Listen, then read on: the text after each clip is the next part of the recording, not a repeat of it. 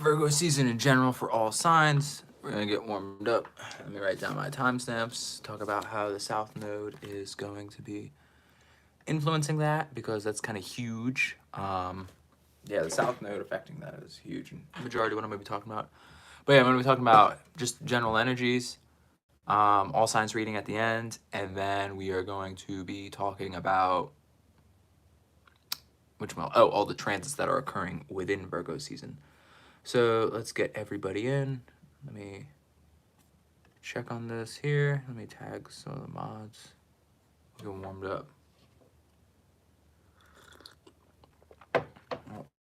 Also, gotta turn the old phone on Do Not Disturb. There we go. Because calls be affecting the audio. Alright, here we go. Ah, Beans, is that you? Getting warmed up. Sorry, I'm a little late. Had plans, however, man's needed to take a short nap. Morning. Yeah. Okay, let's get all the timestamps together.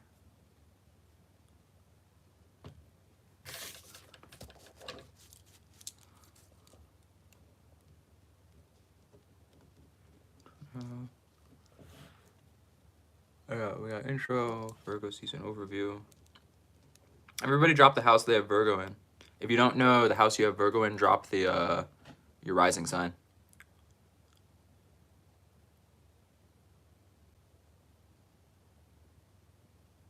I feel that.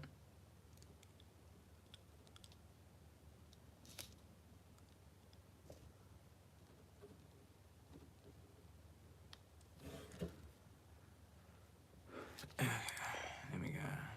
All signs.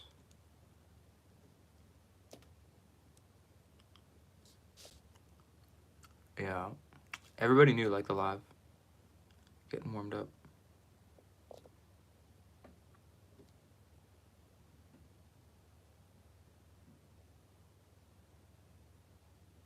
Oh, nice.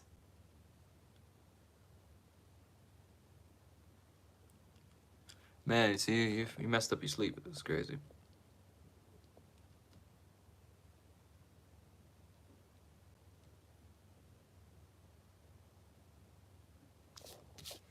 What do you guys think about Virgo season? What house do you have Virgo in?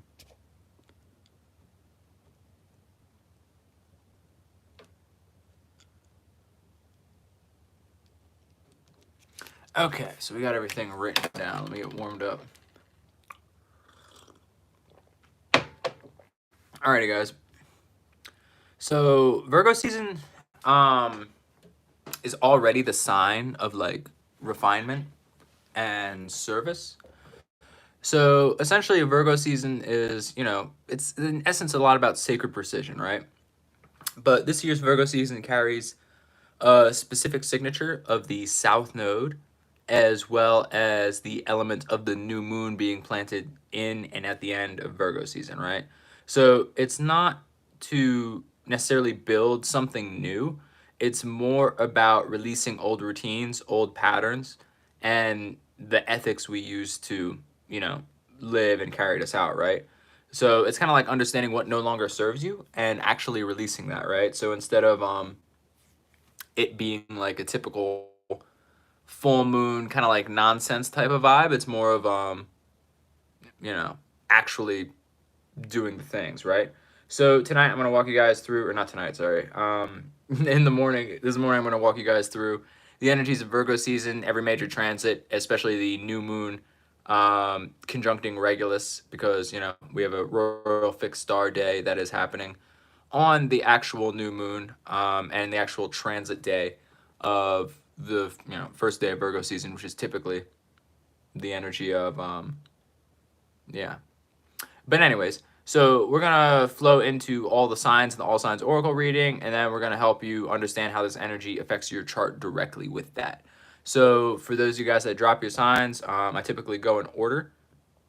And yeah, other than that, what we also have going on is what's the vibe? Yeah, that's correct. Fourth house Virgo for Gemini, typically. Um, really depends on you know, depends on interceptions and Placidus house system and et cetera, et cetera. You feel me? Yeah, go beans. It's pretty easy when you yeah, whatchamacallit. Oh yeah, there we go. Leo's in the house. That's what's up. Thanks for showing up, Stretch. I gotta actually post this live. Wait, aren't you a Virgo moon? Yeah, I'm pretty sure you're a Virgo moon. So this is a pretty important new moon for you since you got two. So it's really about you know, realigning and figuring out what you want, right? Let me post this in the Virgo season call thing. Yeah, we also got our call coming up on I'm literally doing that right now, Beans, but thank you. Yeah, if you want to post it, go for it.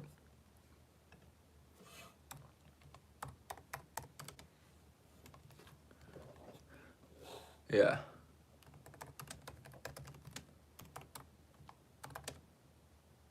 Dang, your best friend is 0 degrees Virgo? Like sun or moon, because like one of the things I'm gonna be talking about for a while is Regulus.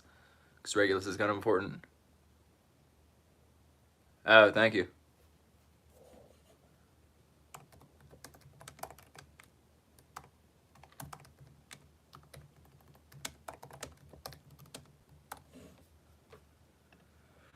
Oh, oh wow. Yeah, that's very liony.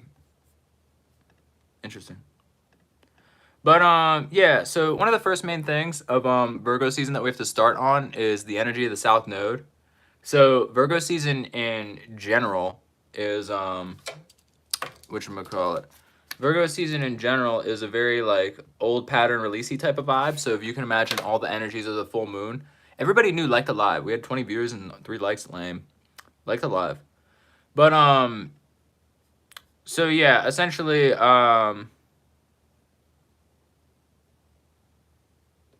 essentially the energy of that is kind of like it's just like the same thing as the full moon, but in like a more serious like general tone. So it's almost like when I think about Virgo from like a physical standpoint, I think about the nervous system, right?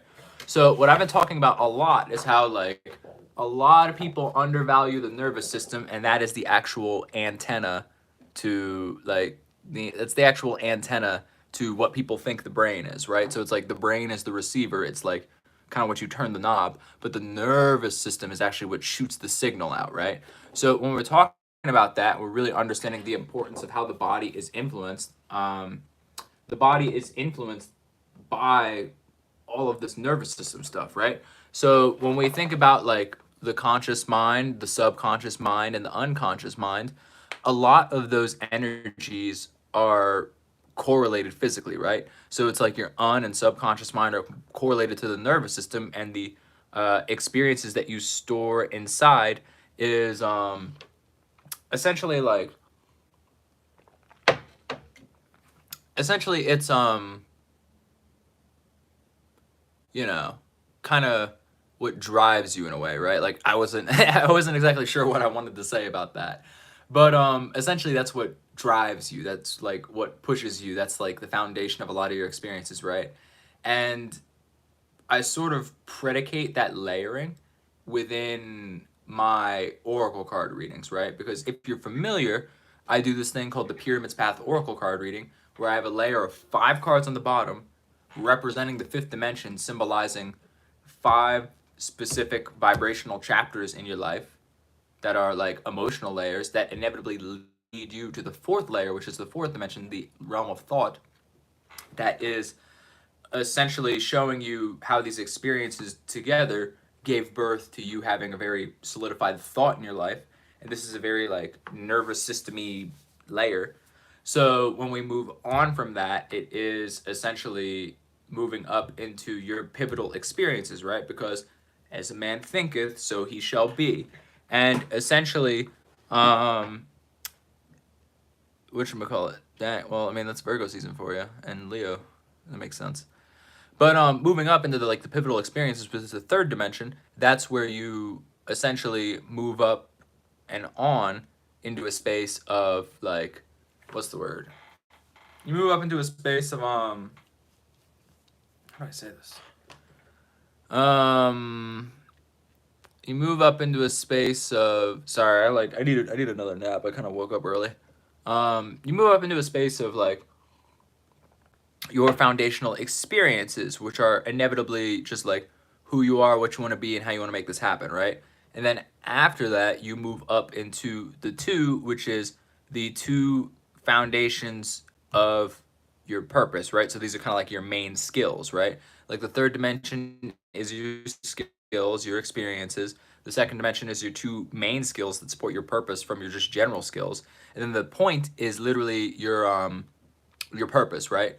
So when we talk about that and we talk about all these energies of your nervous system, it is essentially guiding you and whoever is going on into a space of whatchamacallit, call it. It's guiding you into a space of kind of what Virgo season is pushing you towards, which is, what's the word? It's pushing you into a space of, I'm trying to think. I gotta waiting for the caffeine to hit my mind. Ain't zooming yet. But it's essentially pushing you into like the subconscious space that I'm talking about in regards to Virgo season and the South Node, which is the energy of your old experiences and your old patterns that are woven into your nervous system, right? So this is why we have two different two different new moons that are kind of on the end and the beginning of where it's just like the first new moon is symbolizing this is what you need to release in order to regulate your nervous system to truly move forward in such a way that is abundant for you. And then at the end, it's kind of like planting seeds in terms of what you want to move towards in creating a better and deeper relationship with yourself. Like that's kind of what we're working with here.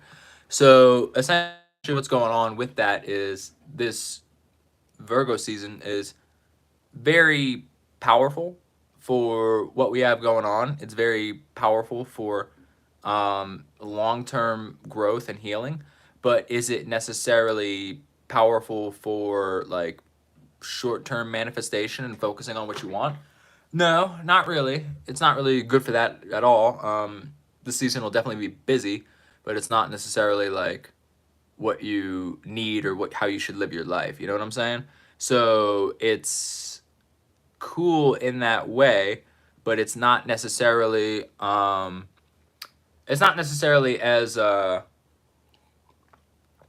how would I say? It's not necessarily like as hee hee ha ha the way like traditional astrology is pushed or traditional spirituality is pushed in regards to say what's the word? It's not like that lottery ticket that like spirituality is pushed towards, you know?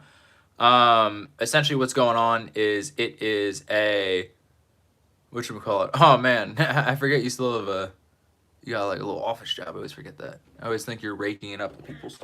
But what's going on with like Virgo season is it's essentially like it's just like getting you prepared for something bigger, right? And it's just like we have a lot of kind of crazy alignments. Before I get to that, I'm going to talk about Regulus a little bit. But yeah. Anyways. But yeah, so it's about just it's general just pattern clearing all debris, doing all that stuff. And then we have Regulus Day on top of the new moon, which is essentially like one of the royal fixed stars and royal arch angles is going to come down in divine intervention and slap you up and essentially be like, hey, like, you know, this is how your life's going. Do you want to keep it going that way? So it's a very like divine intervention type of day. Now, obviously, it's not like that for everybody. It is, it's cool. Like, it's an opportunity, but is it like that for everybody? No. If you have your life regulated and you have like your dream very aligned and you don't have anything kind of outside of that like messing you up, it'll be cool. Like this is the thing about you know, when people consider astrology to be a pseudoscience, right? Like people don't even approach it in the proper mental way of where it's like, this is energy, bro. You can't see it, you can't feel it, you can't use your earth mind to articulate it as properly as you want. I like to reference it to like a very similar issue with this is the same issue that we kind of run into with the Turing test of like testing to see if like AI is conscious, of where it's just like you're placing down probably some, you know, dumb random person that has time to actually do some type of like field test in some way, and you're sitting it down with a chat bot, and if it can't recognize if it's a human or not, then it's conscious. Like we're assuming we have a definition for consciousness here, which we scientifically, spiritually, and you know, philosophically do not. So it's just kind of like, hey man, we're just slapping variables on variables, and it's kind of like, bro, what are you doing? You know, like it's not that type of vibe. So with that being said, Virgo season and the concept of astrology in itself is like a very general, like it's a very like unique, personable thing. So it's kind of like how it affects you is very specific, you know? This is why we have 360 degrees in the body. So it's like, if we're going to pinpoint, like if I were to do a reading for like one of you guys specifically, I would be looking at like exactly 0.23 degrees of Virgo in your chart, right?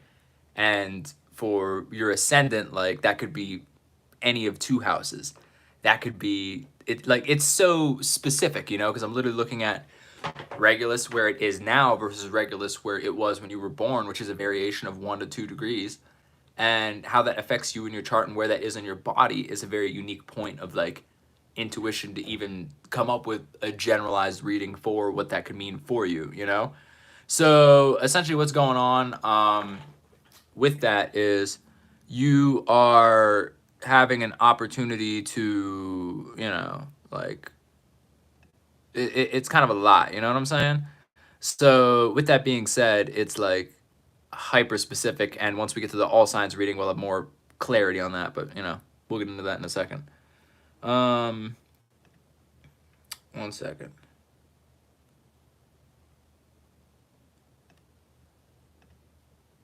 There we go. Okay, I hate that stupid shit. But yeah, anyways, let's get into a little more specifics on Regulus. Let me pull up Regulus so I can show you where it is. Yeah, I mean, so like houses and planets, they are, whatchamacallit? Houses and planets are, yeah. We'll cover it more in there.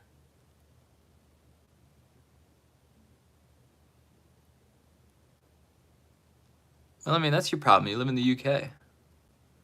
Hey, from Australia. I heard kangaroos have some really, I didn't know kangaroos had such sharp nails.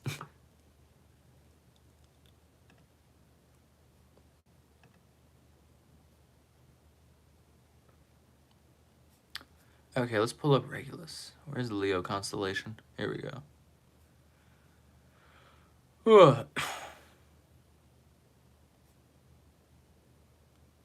Yeah, so like Regulus is the heart of the lion. Let me show you. Okay. Let me show you real quick. So, I gotta wipe this camera. 1 second.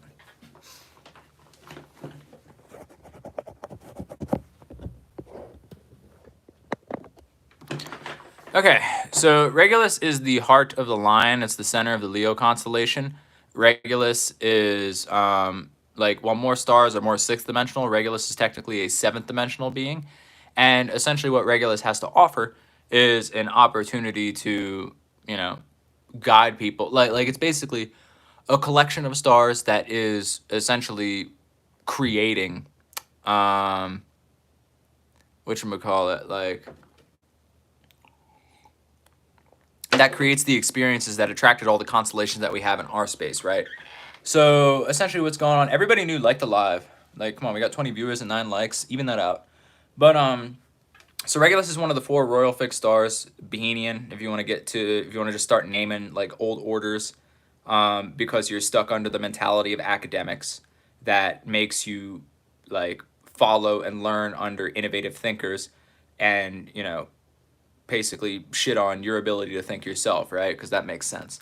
So if you want to use a lot of those things for an authoritative argument, go for it. But it's one of the 4 Bohemian stars, according to the Kabbalah, naming big names because you're not confident in yourself and your own knowledge and your own information, blah, blah, blah, blah, blah.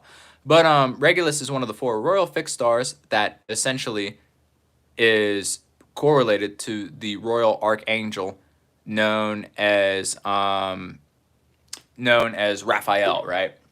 So Raphael is like, if Michael is the one that gave birth to the concept, so it's like Michael is correlated to the energies of the first, second, and third house, or Aries, Taurus, Gemini, right? So it's the I am, I have, I think, right? So it's like that initiating spark type of energy. Now, when we move on to Regulus, which is what we're dealing with right now, Regulus is like, okay, you are, you have, you think. Now it's like you care, you lead, and you know, kind of tinker. You know what I'm saying? So it's that energy of the 4th, 5th, and 6th house. If it's just like the heart, the soul, and the sustainability, right? So it's all of those feelings leading up to the energy of you essentially like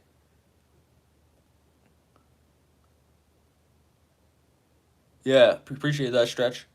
You said that at 2222. That was cool.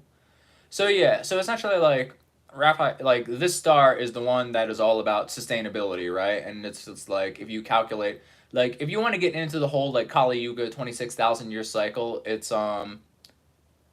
like, I mean, who knows how many cycles the universe ago was this like realm was created ago, but essentially it's like we are whatever what's the word, 60 times 72 past the most recent like reset, you know? So it's like we got a lot of time before there's like an apocalyptic reset technically. But with that being said, it's kind of an interesting opportunity to deal with that we have Regulus Day on the new moon, on a staggered new moon cycle within the solar cycle, right? So it's kind of like capturing like, hey man, whatever you're doing right here, right now, like it's not the vibe. You don't exactly want to be held back by this. You don't want to be shit on, you know? So it's like, it's a lot of, like, here, we're pretty much done with Regulus. Sorry, I turned my phone off by accident.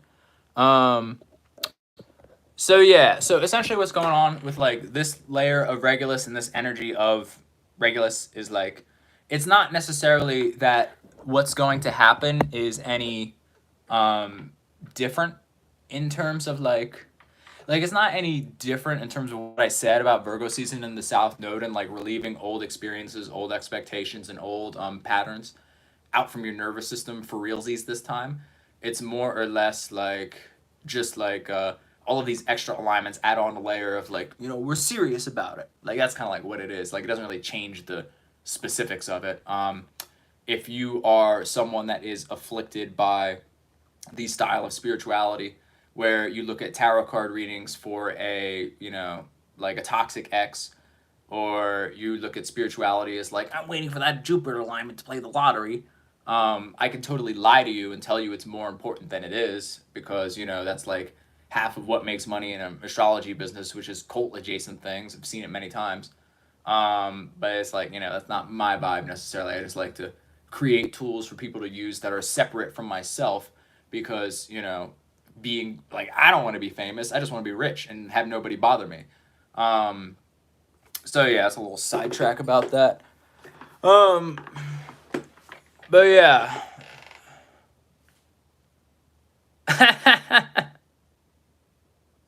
That's a crazy statement, you know? But anyways.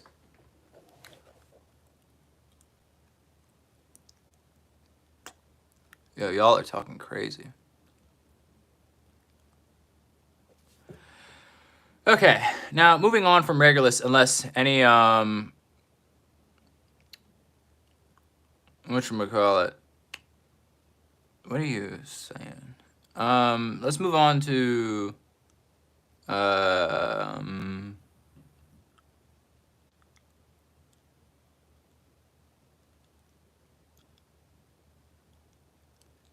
yeah, let's move on to the alignments that we got going on, because we got a lot of alignments.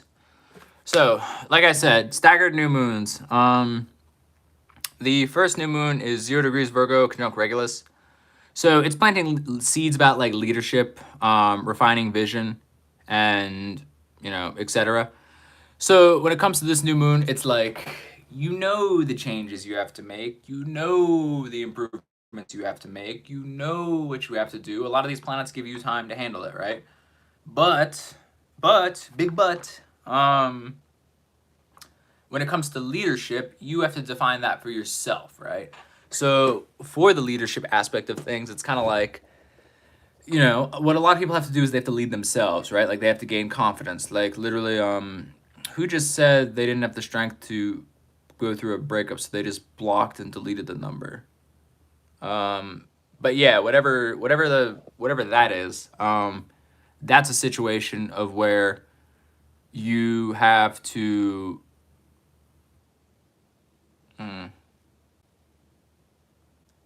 yeah, that's what I'm saying. Yeah, so pretty much it's like, that's kind of a key thingamabobber right there, because like,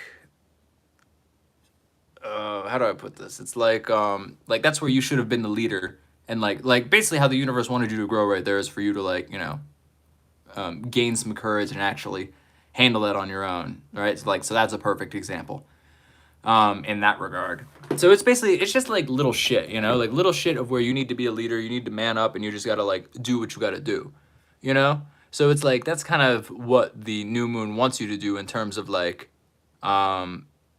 healing and essentially like creating an opportunity to be powerful in yourself, right?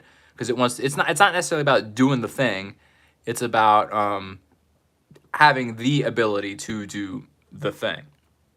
You know what I'm saying? Because it's like it's not like anything hyper specific. It's more or less like something that's just like you have to have the skill, you have to have the energy, you have to have experienced XYZ.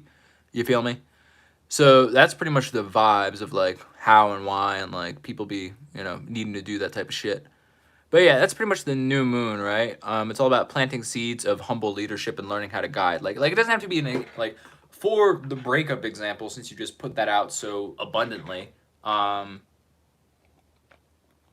doesn't have to be anything like crazy. It doesn't have to be anything like violent. It doesn't have to be like, you know, getting under someone else to get over someone.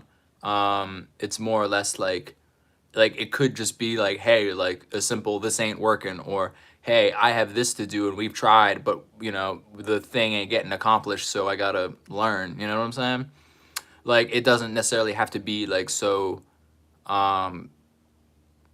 relationship focused, if that makes any sense. Like it can just simply be about like your happiness and your peace in life and your ability to just like share with someone that you're you just don't think it's working, and you can just calmly be adult about it and just leave.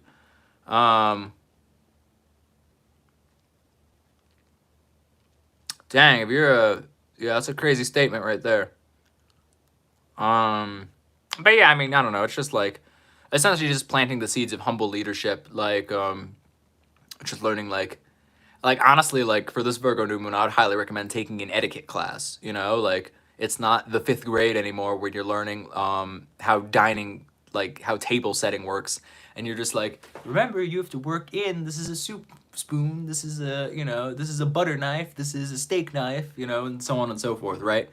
And it's like not like a work your way in type of deal, but it's more or less the style of etiquette of where it's just like, these are the rules of society, this is how we govern ourselves, and then this is how you can always also break the rules. Chill out on that. I'm in a relationship, and that's disrespectful to the topic. But yeah, so it's pretty much like that. But anyways, Venus entering Leo. Yeah, if you wanna whatchamacallit, if you wanna hang out with Beans or the Healing Rebels Club, check out my school. I have yeah, it's a big number. So whatchamacallit.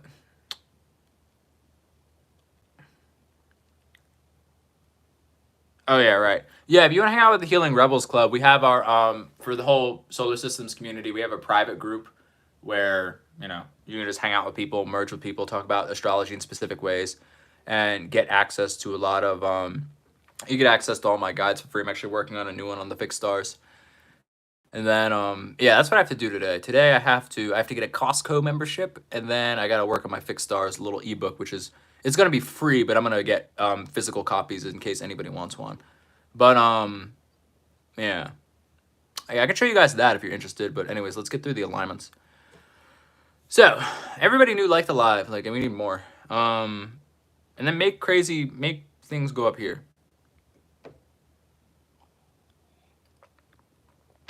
Oh yeah. No, Beans, you gotta check that. You gotta check that shit out. I'm getting little booklets printed. It's gonna be fire.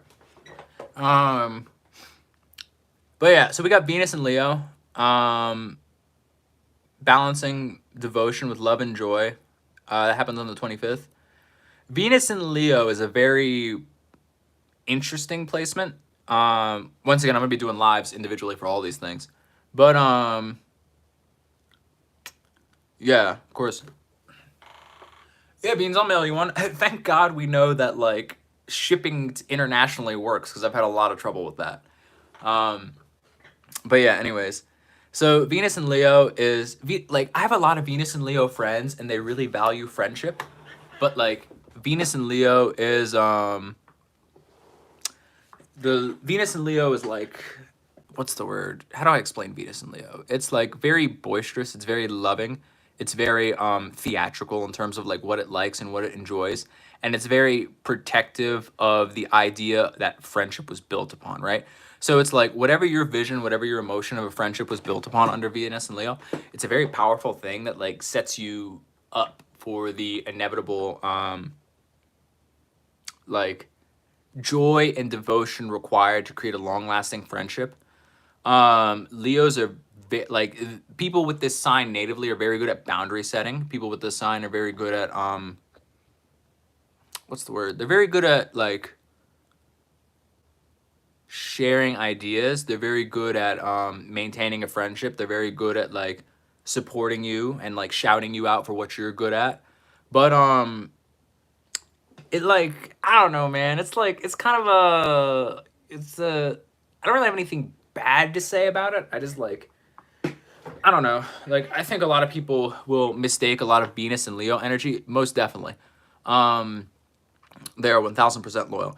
But I think a lot of people will mistake the Venus energy for like covert narcissism. And like all of the other, you know, TikTok popular, I guess you could say, mental disorders, which are usually not, they're usually not accurate at all. Like, people are just saying that and overusing it. But you know, when the pendulum swings one way, it slends the other way. And like, this isn't necessarily something that you can learn from Venus and Leo, but the next line we're going to talk about, which is Saturn retrograding back into Pisces, which is all about spiritual tests, is understanding that like, I mean, this is in essence the perfect opposition for understanding what Leo's about, because it's like, or not Leo, but Virgo season and the South Node.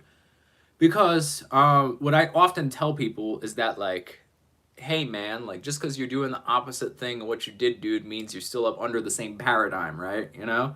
And that's kind of like a big thing where I think people are hella stupid, because it's like, you know, like, for example, it's like, if you're, it's basically like getting a rebound after a relationship, right? Because it's like, homie, like something wasn't going good in a relationship and you just put a new face to a name and you think you're opposing it and doing something completely different, when in reality you're creating a new mask, a new band-aid, a new inevitable salt in the wound to something that you're supposed to heal, you know? So it's kind of like that. But in terms of like Saturn retrograding back into Pisces, this is much more of a, how do you say, like it's much more of a spiritual test, right? Because when planets retrograde, it's a time for taking a step back, revamping, whatevering, you know, like revisiting old lessons, right? So it's kind of like, I don't know, I think that's going to be more important in terms of what's going on, right? Everybody drop the house you have Pisces in. I want to give a specific example. 1 second.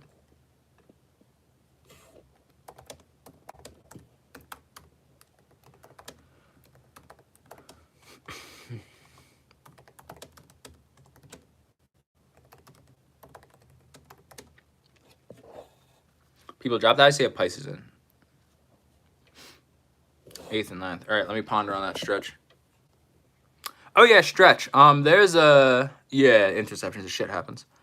You should check out, I made a post about it in the school for this app called Zora, but essentially it's you know, like it's another crypto social media app that basically turns every post into a meme coin. But it's interesting. You would like it.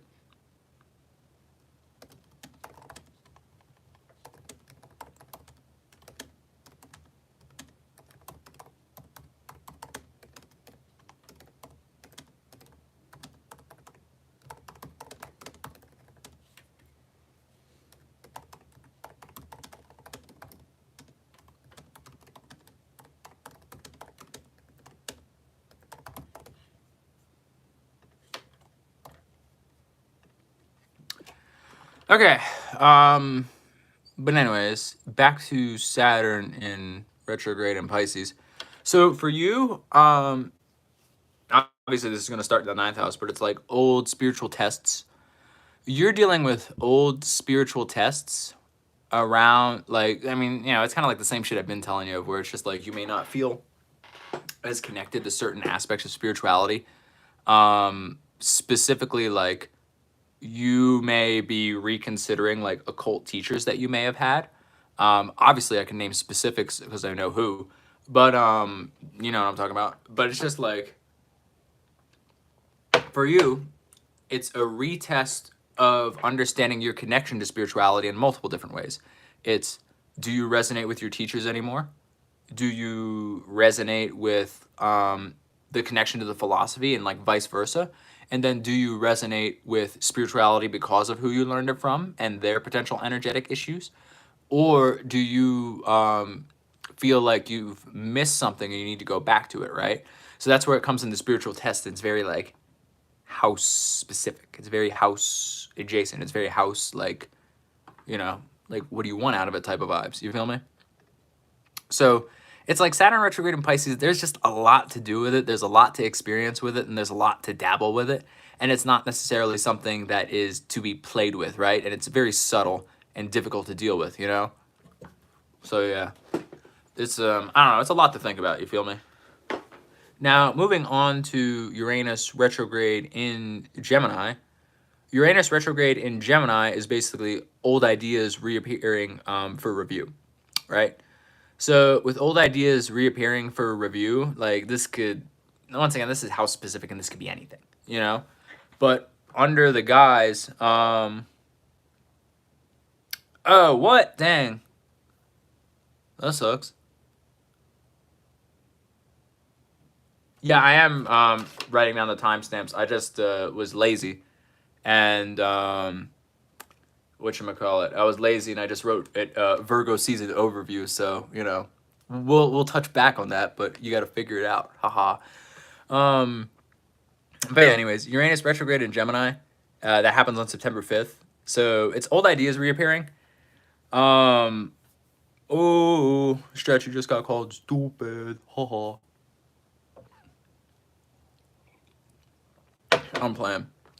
But yeah, so Uranus retrograde in Gemini, like again, this is a hyper specific aspect of like once again, even identifying the house you have Gemini in and the degree will not necessarily identify what old ideas reappear, you know?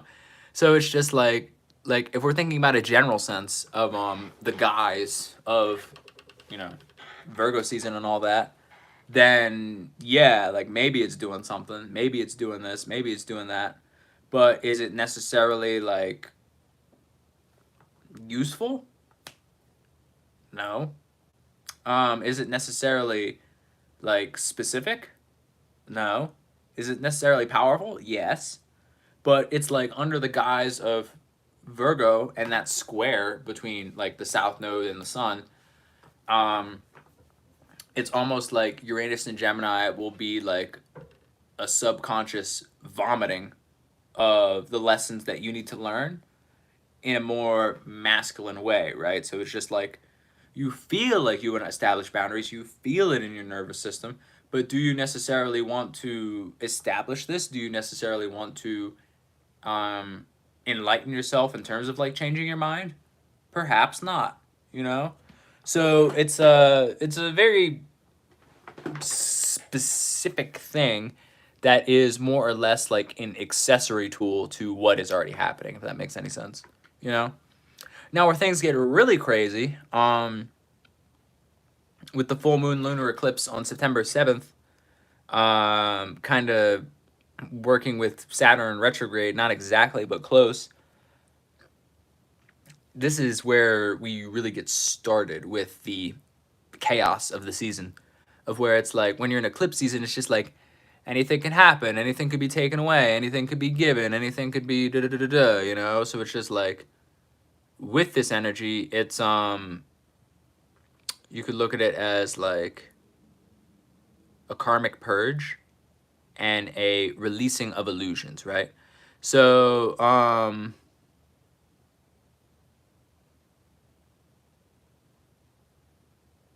I'm sure you could download it from the website. But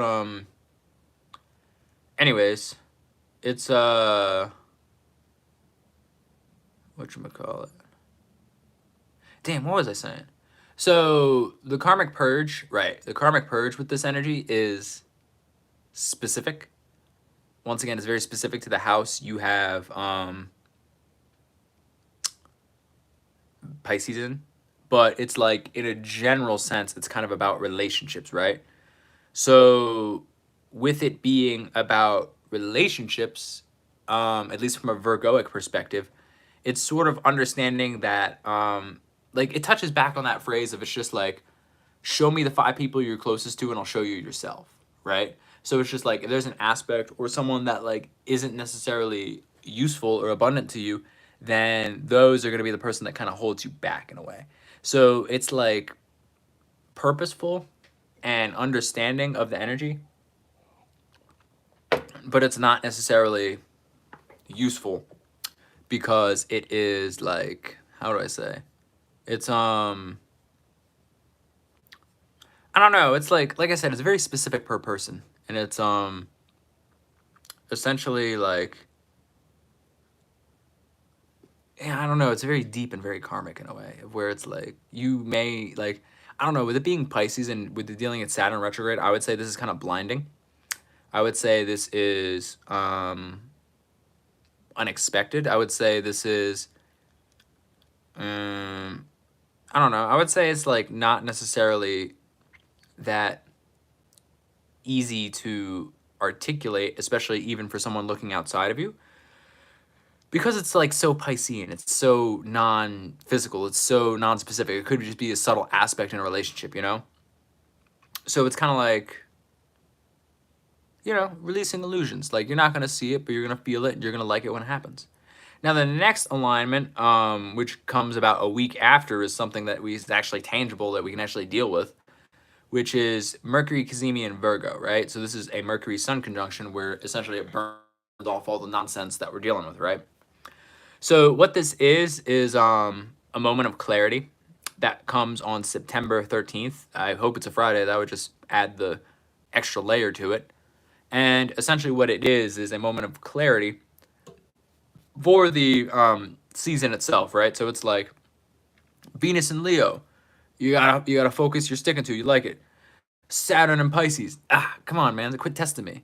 Uranus retrograde in Gemini. Why am I thinking this? You know, full moon and eclipse. Damn, I didn't even know I was holding on to that. And then Mercury Cazimi is that brief moment, close, of just like, this is why. I feel better now. Yay! You know? And that's pretty much the vibe of what we got going on.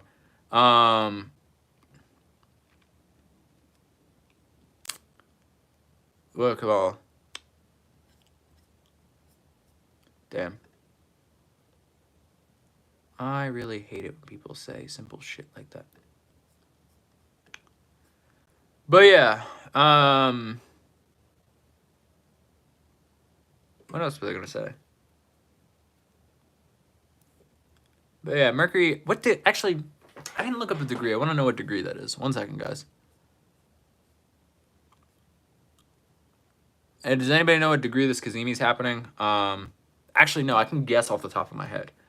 Okay, let me guess. And then we're gonna double check it. I gotta see my astrology skills. Woo! Wrong checklist. Where is that? Oh, right here. Okay. All right. So if it is 8 days, 22 degrees. Let me double check.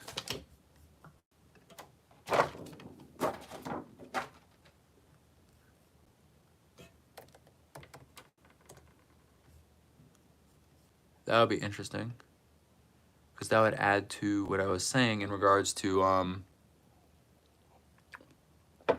22. That would be the master number. Oh,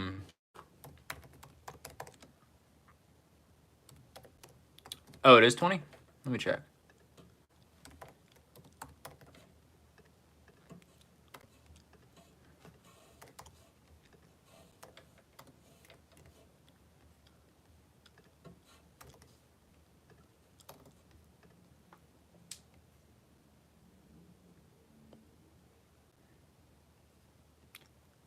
Aha! I was damn close. It's like 21 and a half. Yeah. Here, I'll show you. So here's the sun, 21 degrees and some change. Here's Mercury, 21 degrees and some change.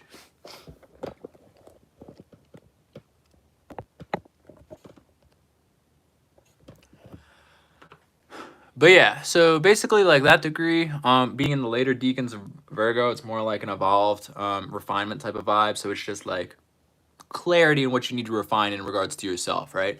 Being that it's around 22 and 21 degrees numerologically implies that it's you have to refine the relationship with yourself and your self-talk, and you have to lead yourself towards a space of whatchamacallit, you have to refine yourself into more of a space of like just your relationship with relationships themselves, in order to grow and be much more of a master builder in a way. You know, I'm pretty sure, now I gotta look up what the 22 number is. 22, pretty sure it's the master builder.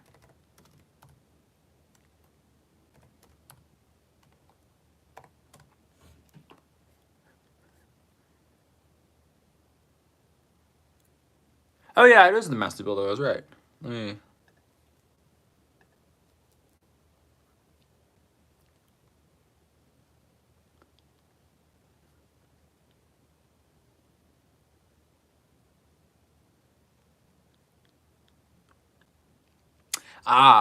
Okay, that's why.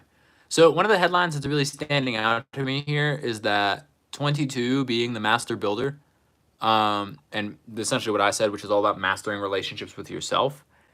It is about you mastering your mind and mastering your relationship with yourself to, you know, actually make your intuition practical, which I think is a phenomenal thing. So making your intuition practical is essentially like a double dose of the power number 2 in mastering relationships, of where it's like the ultimate capacity to surround people with an idea, to surround people with potential, to surround people with the optimism and intention to lead them in a way that is truly abundant and creative, right? So with that being said, that's pretty much this. So let's move on to the next relationship. Sorry, not the next relationship, but the next alignment that is pretty powerful, which is Venus entering Virgo and refining relationships in a way that is, you know, powerful, right? So working on relationships, building relationships, and making these things happen essentially sets you up for the solar eclipse in Virgo, which is the cosmic pruning and final release, right? So that happens on September 21st, which is the day before the equinox, where it's like, hey man, whatever BS you had going on, you better commit to by the time the equinox happens, you know, because it's like the solar eclipse, it's the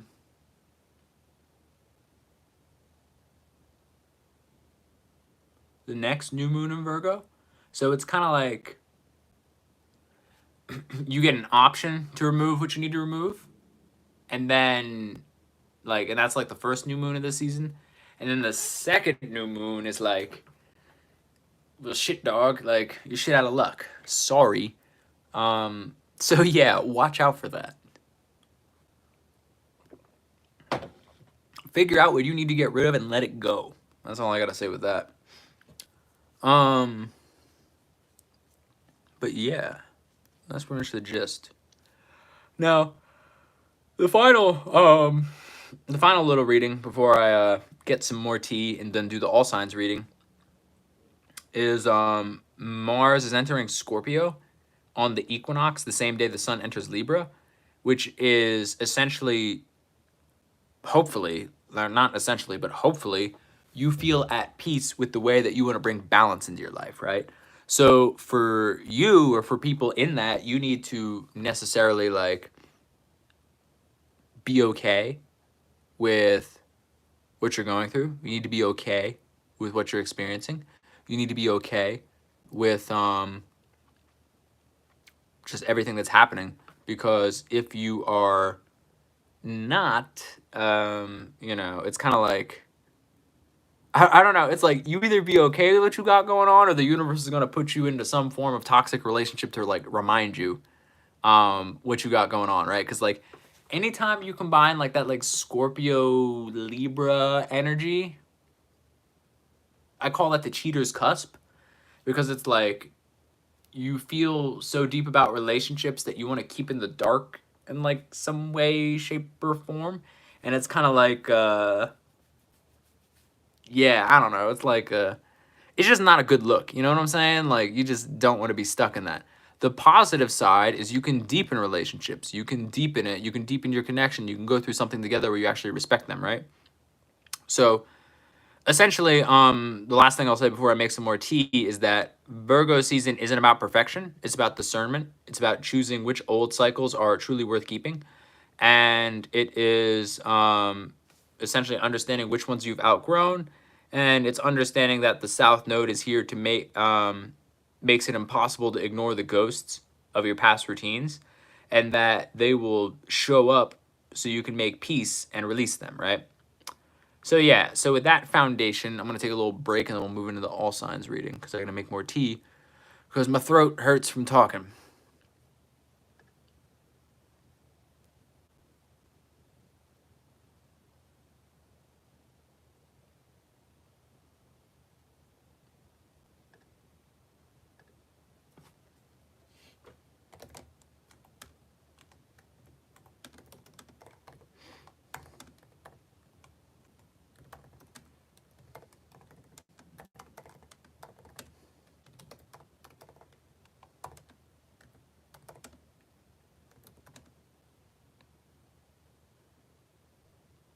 Never heard that with coffee. That's wild.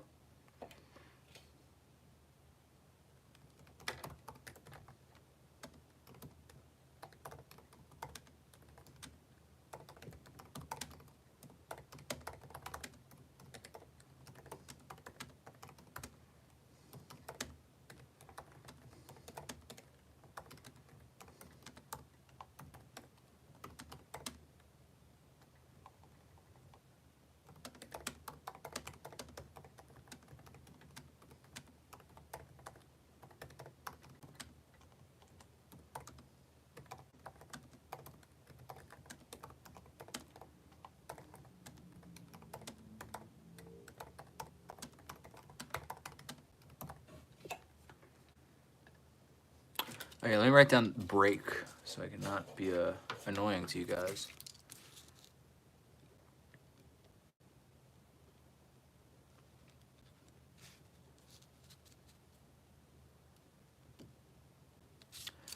All right, I'll be back.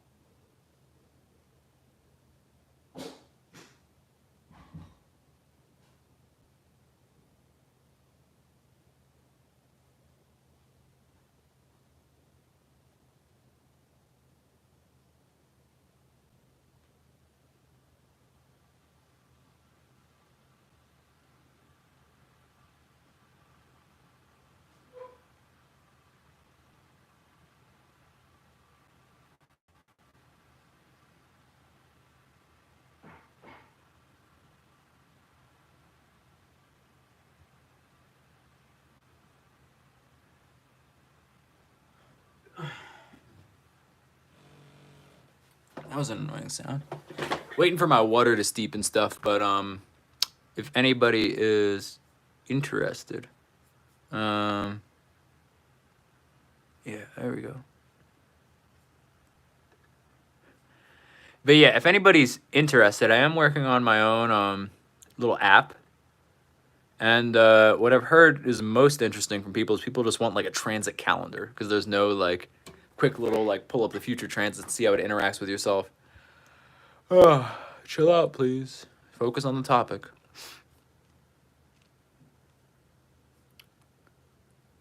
Thank you. I appreciate the subscribe.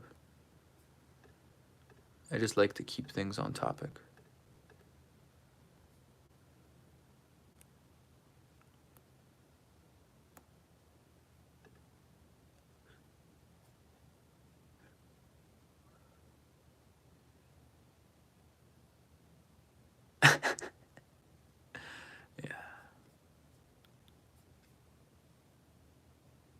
I love talking to smart, dumb people. It's very interesting. It shows you how unimportant intelligence actually is.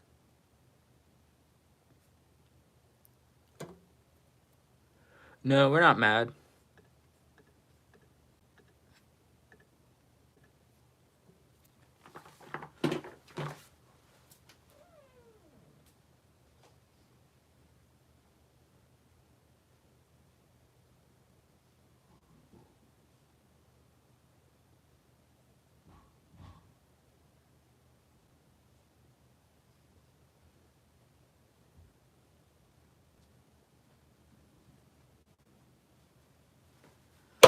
Ugh.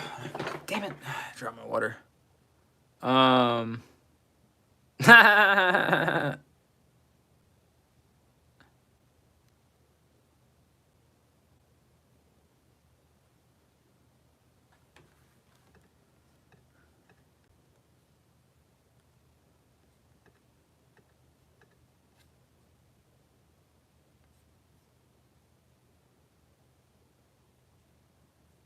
Right. Oh yeah, let's get in. I'm getting distracted.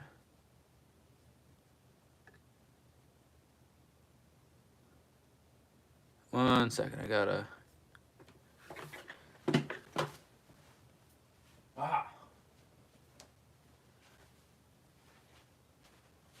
Spilled some tea.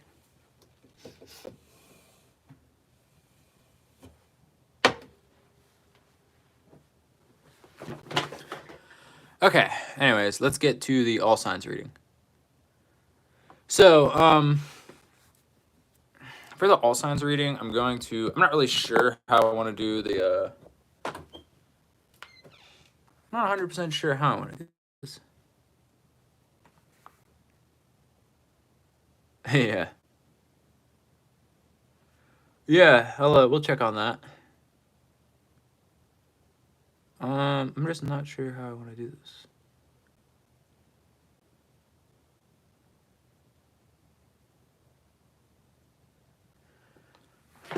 Do I want to do a 6-card pull? I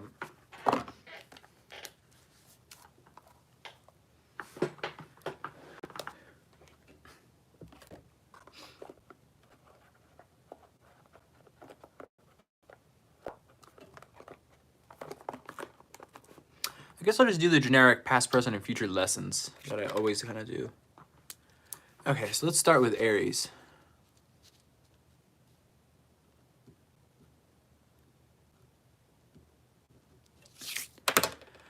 Okay, so Aries is dealing with this in the 6th house.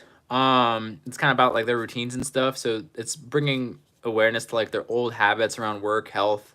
And they're kind of asked to cut away what drains their fire, so Mars and Scorpio can like rise, you know, in them a bit stronger, right? So let's pull past, present, and future lessons for Aries during Virgo season.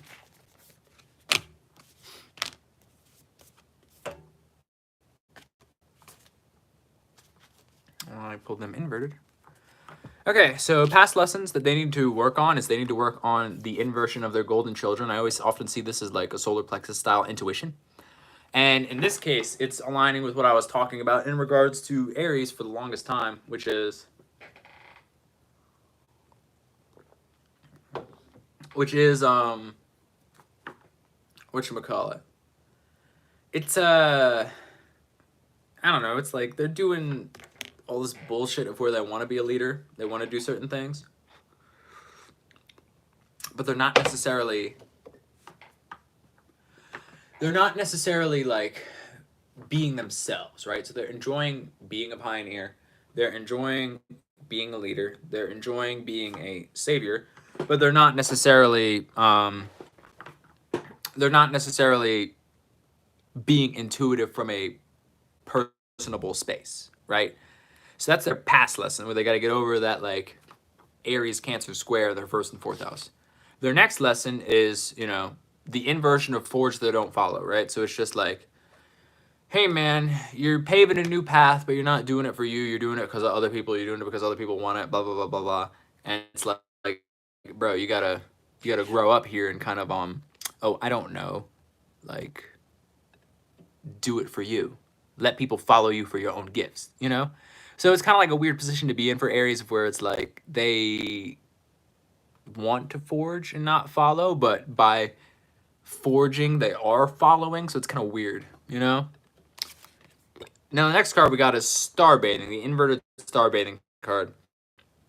So it's essentially saying like, you are not going to be the leader you want, you won't have the intuition you want, and you won't have the activation you want until you do things yourself, because you're enjoying all the fruits of being an individual, you're enjoying all the fruits of being a leader, but are you doing it from a very individualistic space? No, you're not. You're just kind of farting around, like doing what people like, basically giving them like, you know, market testing in a way. So you got all of these cards inverted, where it's like your intuition's fucked up, your leadership's fucked up, and your activation will be fucked up because you're not going to get something that you didn't do. That's pretty much the gist for the old Aries. Let me shuffle these cards again. We'll do Taurus.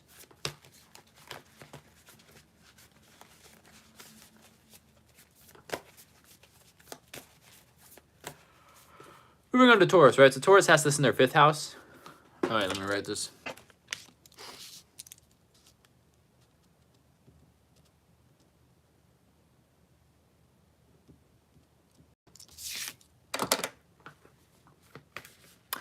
Beans, you know it's mostly rising.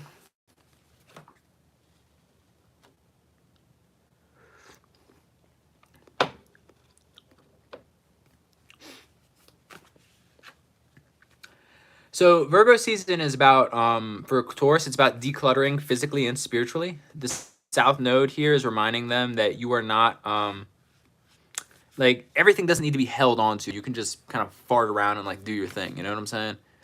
So what it's saying for Taurus is that, like, whatchamacallit? Taurus is essentially, like, they gotta stop being lazy. They gotta stop thinking that planning infinite amount of things is beneficial or useful in any way. I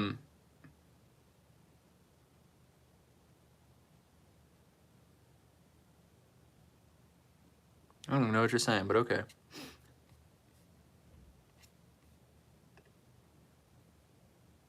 Thank you. But yeah, so pulling the cards for Taurus so they can learn how to not be lazy and declutter. Taurus. Taurus. Taurus. Taurus. Past, present, and future lesson for Virgo season. So their past lesson is Hyreth, longing for home, right? Of where it's just like, this I sort of see as them just being lazy, not really doing jack shit for a little bit. And essentially what they need to learn is like, if they want to come back to like having goals, dreams, and presence amongst the collective, they need to do something, you know? They need to grow. They need to sip the tea. They need to be abundant. They need to like, you know, move on with their lives and actually do something.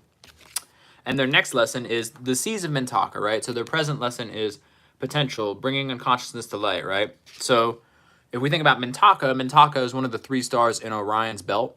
And essentially it is upholding the dignity and integrity of the Sky Warrior, you know? So with that being said, hello, nice to meet you. With that, it's like so with the ocean, I sort of see the ocean is a vibe of like infinite possibility. And with the Seas of Mintaka, essentially what that does for Taurus is it allows them to be powerful. It allows them to be abundant. It allows them to be unique in a way of where they can truly grow and be powerful, right? So it's sort of like that, like getting the momentum rolling on whatever project they got going on type of vibe, you feel me? So it's cool, it's powerful, but is it necessarily the most useful thing? It is like, yeah, I mean, I would say it actually is. It is extremely powerful. It's extremely abundant. It's extremely like cool for someone to literally just have that momentum rolling again and seeing like the infinite possibilities of what life has to offer. Now, the next lesson they got is the Sirius energy, messenger. So it's bringing harmony, bringing balance, and their future lesson, right? Which for Taurus is essentially getting the ball back rolling again and telling everybody how cool it is to have a project, right? So it's like, I'm tired from being lazy. Wow, life has so much to offer. Let me tell everybody. And that's pretty much the vibe of Taurus, of where it's like Virgo season is getting them to clear out laziness that is essentially Taurus has been mistaking patience for procrastination, you know? So it's like they just been lazy. They just been farting around being like, ooh, you know? So it's cool, but it's just like, yo, hey man, you got a life to live. You should be living it. And moving on to Gemini.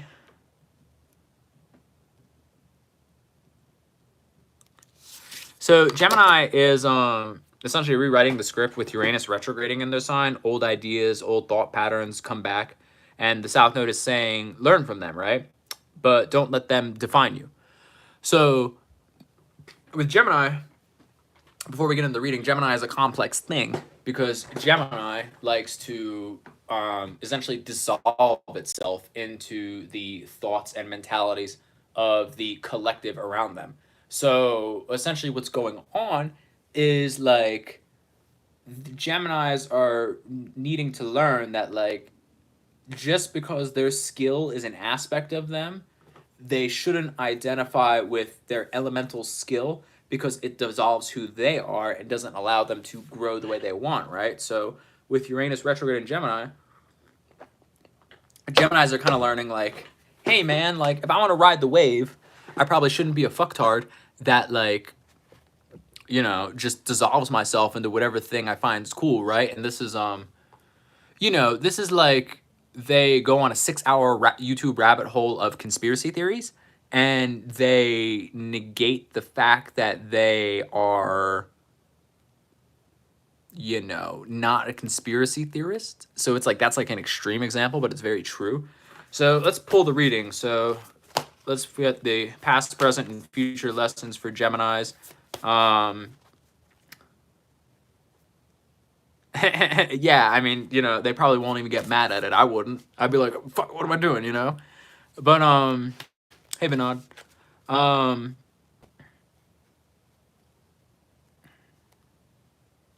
yeah, I know. Well, I'm a special Gemini because it's like, you know, I'm a 27-degree Gemini, and at that time, my sun angles Polaris, so it's just like all my signs lead to like divine like leadership type of stuff. So it's just like that person that was talking about me potentially having like an RH blood type plus being like a royal leader. It's like that's probably why they saw that.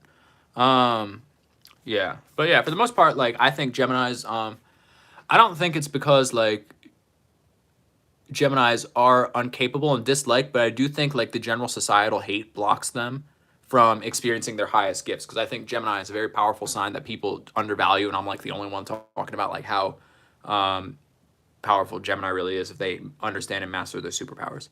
But past, present, and lessons for Geminis during Virgo season. Past, present, future. So the past lesson is the Forge Don't Follow card. Gemini is paving a new path to be a leader that they wish you had. And essentially, like, this is what I was saying, where it's like Gemini as an individual focusing on what it wants is an extremely intelligent, knowledgeable thing that literally has all the answers, you know? So, yeah, I mean, there's nothing really to say other than, hey, man, stop learning and start putting stuff out there. You're the masculine mercurial sign for a reason, you know? As androgynous as people try to force you to be, you're not. So, yeah. Now, the next thing they got with their current lesson is the Golden Children card, which is the inner child intuition card of like magical like spirit buddies pulling up on you and going, "Yo, Holmes, like you know everything. You want the gold? We'll give you mental gold. You want to know the spirit or the demon that taught Solomon how to transmute anything into gold with that like fifth elemental magic? We got you. You should be careful, but we got you." You know what I'm saying? Like shit like that. Um Yeah, but I mean, like, you know, being an evolved Gemini is a very underappreciated, underknown, underrecognized task that people should like really put a lot like spiritual people should put a lot more effort to. It's like because it's like evolved Geminis can do what Pisces allegedly can do much better and much more thank you, Vinod. I appreciate that. They can do it much better than like what Pisces allegedly can do if they mastered it, you know? And like I can get into that very specifically if you would like me to because I love talking about it, you know? And then the next thing is star bathing, right? So it's like, okay, well, this is a perfect example. Now I have to talk about it.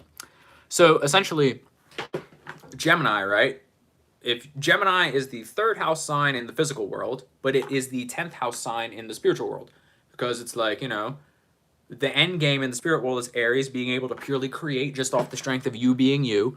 And then here it's the initiator, right? Of where you are created and you are you and you manifested yourself, right? So it's inverted. As above, so below, blah, blah, blah, blah, blah. So when we talk about Gemini having that like 10th house energy, so if we take all the essence of Gemini, all the essence of just being able to shift yourself from random mentalities, Gemini has the power to see a mentality as a status, right? It sees it what it is. So Geminis can basically see completed ideas, completed mentalities, almost like a car that they can just like window shop and like dip their toe into and test drive and know all of the information correlated to that, you know? So if we were to translate that into physical talkie talks, Gemini literally has the ability to dip its toe into random mentalities that it comes across in the ethers and extract all of the information that it needs for whatever situation it's in at the current moment, right? So this is where I come into Gemini's natural abilities to dissolve its own ego, its own individuality into like whatever's going on. So when we bounce this off of the star grid activation card, Gemini doesn't remember things in the form of hard drive space like most other signs and other people. What they store is RAM. They store random access memory, which is the perfect explanation of what Gemini does because it doesn't integrate with ideas and memory the same way other signs do, of where it's like I remember this from a personal experience. Gemini remembers this from it knowing the route to essentially like where that is in like the Akashic record. So when it comes to star activation, it's all about talking about like remembering specific routes of certain information that it wanted to resonate with, and essentially like activating that for whatever intention it has, right? So it's like the real magic of Gemini comes from it identifying with itself, doing what it wants to do, and then moving on to just specific aspects of like whatever it has going on and activating that knowledge. So it's kind of like it's just like spirituality in general, of where it's like, yeah, it's a cool trick, but if you have no intention, like, who cares? That's the vibe.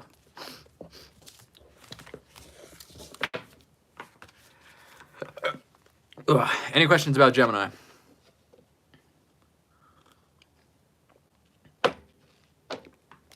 Okay, if not, we are moving on to Cancer. Not for free, I don't.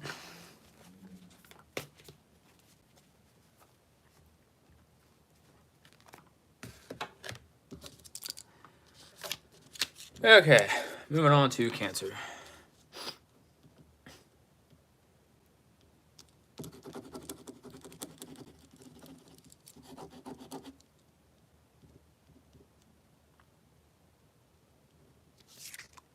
Okay, so Cancer is essentially during Virgo season, they're clearing habits around giving too much without receiving. Venus and Leo is reminding them of their value, and it shines when you allow yourself to receive love and recognition. So essentially, what we have with Cancer risings is Cancer rising is essentially so a lot of people take vows of silence for maintaining and saving their energy. They take vows of silence for the opportunity to basically just like, saving their energy, right? Like, it's pretty much what it is. Like, people don't realize like how much speaking or talking is giving out your energy, right? Like, this specifically isn't a bad way, because I am speaking and giving out my energy and capturing that in this presentation style format that is allowing me to collect the resource that I want in order to gain but have like a desired expectation and result and manifestation at the end. That's what's going on here. But what Cancer is learning is they're learning how to kind of do what Libra messes up, which is be caring, be careful, be respectful, try to help people that maybe they shouldn't, So if we talk about that from the perspective of Cancer, what Venus and Leo is showing them is that, like, when you just keep your energy to yourself and you cultivate your vibe for yourself, you naturally attract who is meant for you.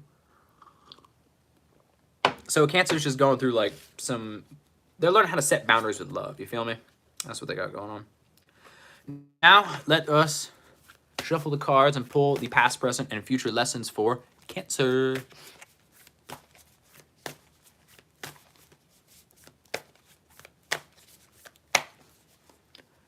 Okay.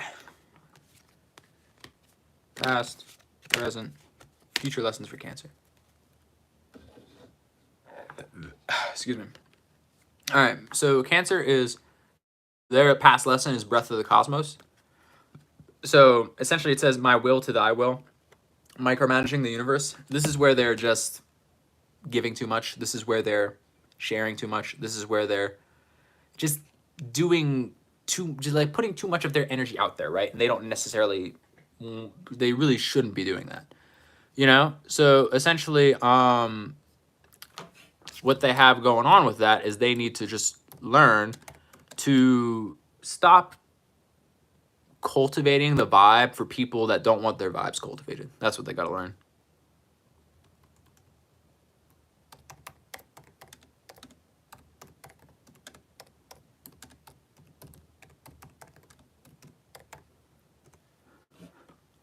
Now, their present lesson is big picture thinking, right? So it's just like Pleiades energy, visionary, inspired ideas. Essentially what this is an opportunity to It's an opportunity to take the time for Cancers to collect their own energies.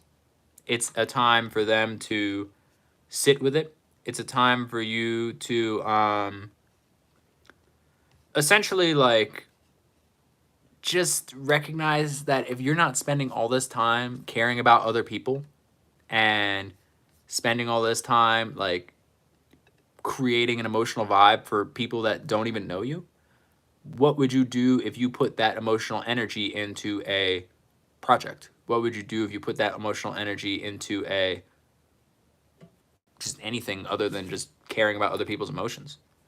What would you do if you could be more respectful to yourself and your own energy? You know?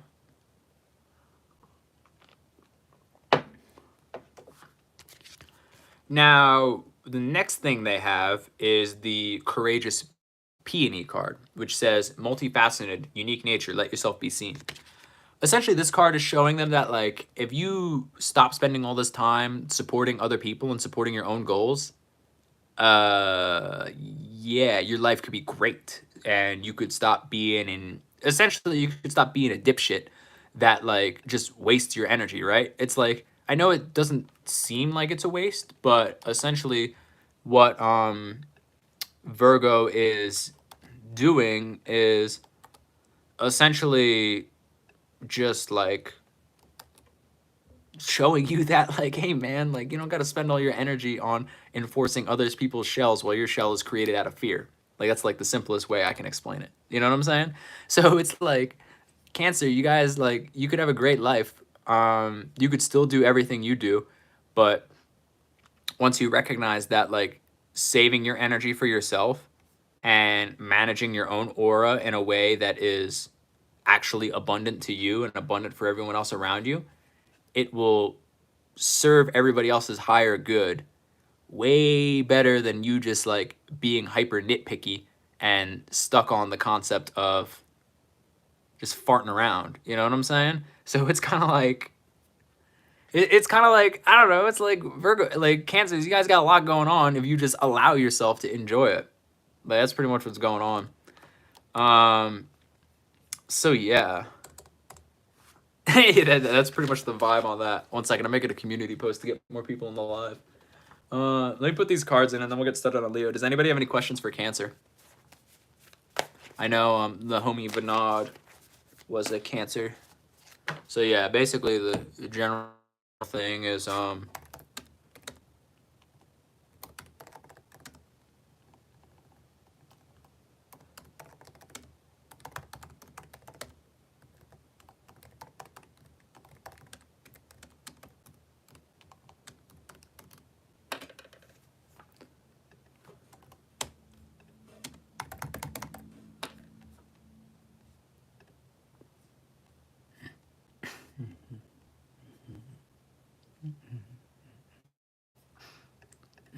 okay, we got that done. All right, let's move on to Leo.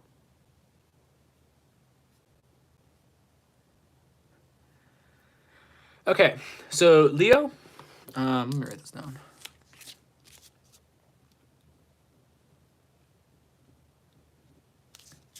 So Leo, they're dealing with a courageous release. Virgo season is highlighting how old self concepts no longer match who they are becoming, and Venus is moving into your sign. That essentially brings a lot of warmth and luck to you.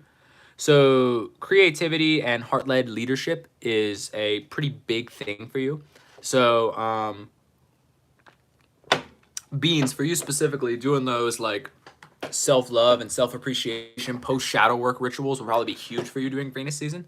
And you're probably going to get very lucky with your live stuff. So definitely do a lot of that. But yeah, essentially it's just reigniting like doing things for you instead of the community, you know? But by association, the community is always your reflection because that's what you lead. Now let's pull the cards for past, present, and future lessons for Leo.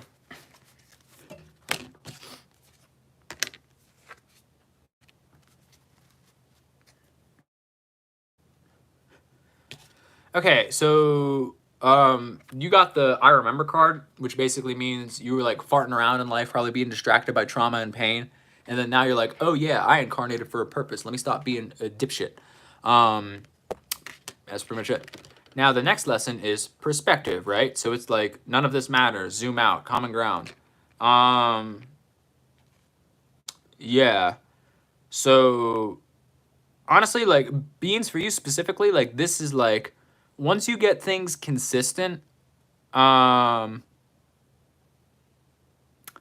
perspective, like this card will be the lesson of like you're just gonna get slapped into like a real digital nomad space, and you're probably gonna start farting around with astrocartography and just being like, what would it be like if I lived on different lines, you know? And it's just like, let me check that out. If I can make, you know, like $100 a day online from everywhere, and I just got to have an international phone plan, like, you know, like that's infinitely scalable. That's infinitely useful, you know, like obviously like do basic finance and like, whatchamacallit. Oh, that's cool. Yeah. See, you know, you learn astrocartography, you can do whatever. But yeah, and it's a very valuable skill. Like, don't underestimate astrocartography. Like, I forgot that like I'm living on my Neptune line right now, and I forgot that I'm living on the Neptune side of like a Neptune Saturn conjunction. So it's like a real like it's like no wonder why I'm working super hard in my business, because it's a real like sit your ass down and work on your dreams type of vibe. But also like some other it's a lot. I was thinking about that recently, and I was like, oh my god, it's too much. But yeah, and the next thing is you got the love, which is essentially understanding codependency and boundaries, which for Leos I would assume is just like needing to lead and have the approval of others, you know, bullshit like that. Yeah. Oh yeah, I got a couple of them clairs. I got clairsentience and clairaudience. That's what's most strongest in my ears right now.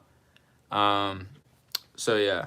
But yeah, but to make this specifically about you, for example, is Beans. I kind of see you living that digital nomad lifestyle coming up. Like you know, not like any time soon, but you're probably gonna start dipping your toe in it once you get things settled and once you get things secure in a way. And essentially, like once you do get that, you're gonna be like traveling a little bit, you know, dipping your toe out there and just like, you know, like you're just gonna ask yourself, why do I have to stay here? Why do I need this? Do I really need this? If the internet supports me and it just continues to grow and I'm like, you know, you're starting to make who knows how much a day, what does it matter? You know, you do one live. Obviously, it's like, you know, you don't want to rely on TikTok and expand out to other platforms. So it's like if TikTok inevitably, you know, shits on you, you got YouTube, you got Instagram, you got whatever. You have your own platform potentially like me. And like nowadays, it's like with AI, you could code your own app, which is like what I got my homies doing. And then it's like, I'm going to test it out that way. And then on the back end, I'm going to call my other homies that are actual developers to not put me in a T app situation where it's like, I don't want to be prey. Where it's like you vibe coded an entire app and then all the data got leaked and you opened yourself up to so much liability, right? So it's just like, that's sort of how I see things going in a sidetrack. But thank you, Beans. So yeah. See, the thing is, Beans, is like you shouldn't really give two shits about that. Like that's cool to think about, but like you gotta have like the one of the biggest issues that first time entrepreneurs go into is the concept of astrology. It's in the description if you want to check it out. But one of the biggest things that new entrepreneurs run into is the concept of like, if I build it, they will come. And that couldn't be less true. Whatchamacallit?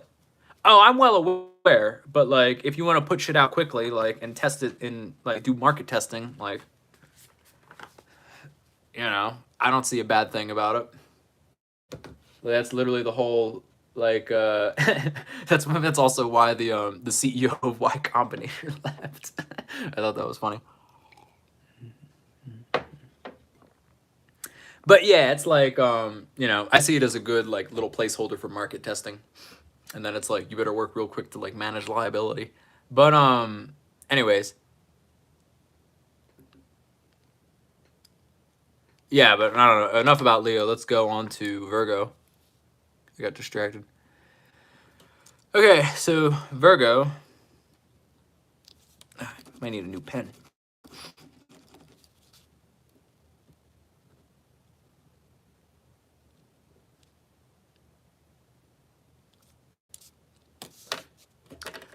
Okay.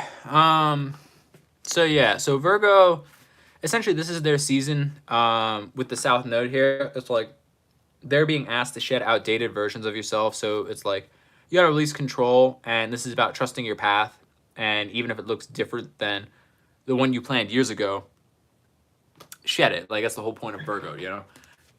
Virgo is all about whatchamacallit.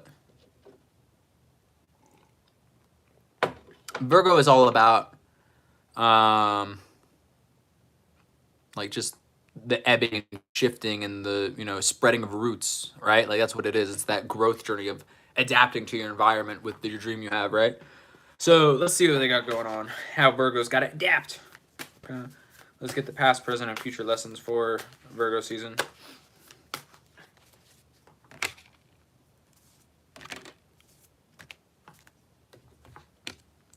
Past lesson. Oh, well, what the...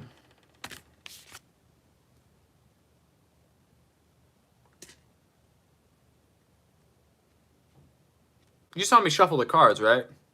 I'm not tripping. Because, like, they just got the exact same cards as Leo. I'm going to shuffle those cards again. I'm tripping.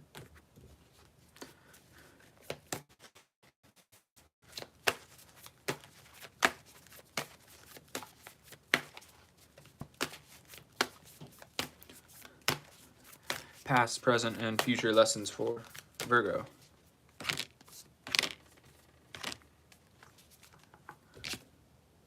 Okay. Oh, man, we haven't gotten this card in forever. So, Virgo past lessons, they got the portal card. The portal card says doors are opening, you decide, rewards wild card. So it's just like Virgos are moving into this new space of where it's like, hey, you know, this is kind of what I always do. I'm hype. And then the present lesson is inner earth. So it says you'll survive this, new solutions and beginnings. And then the next card they got is lifting the veil, right? Questioning everything. So I see this as a phenomenally good opportunity for Virgo. Their season's gonna shine. They kind of forgot what they do, if that makes any sense, of where it's like they stick with a plan and yet they don't want a plan and they don't need a plan, but it's like they got a plan. It's kind of weird where it's like they forget that they're the ones that are also infinitely adaptable, but at the same time they're annoying. They're annoyed with the fact that they have to adapt and grow. So it's kind of like, Virgo, what do you want from me, dog? Like, what are you saying? Like, why are you struggling with this? But at the same time, it's like they have this overwhelming sense of positivity of just like easy luck, as long as they just lift the veil and remember who they are, you know? Oh, yeah. Oh, yeah, if Celeste is still here, Beans, get her in the school.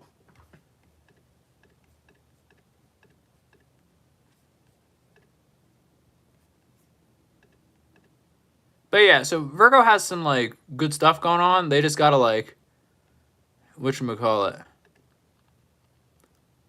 Yeah. Thank you, Beans. But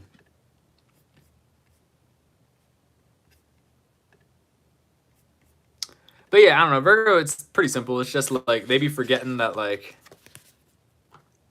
I don't know, like they just be forgetting like what they do. I don't know how they like forgot themselves in a way because they got so stuck on a project and things just been easy for them with the South Node. But the universe is kind of like, hey man, well,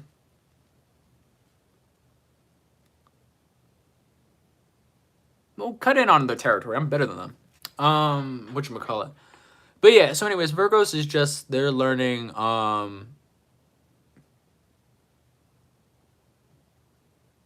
they're learning how to be themselves. I don't know, it's weird. Like they forgot how to be themselves because with the South Node making them lazy and Pisces confusing them. But anyways, moving on to Libra. Libra, what do we got?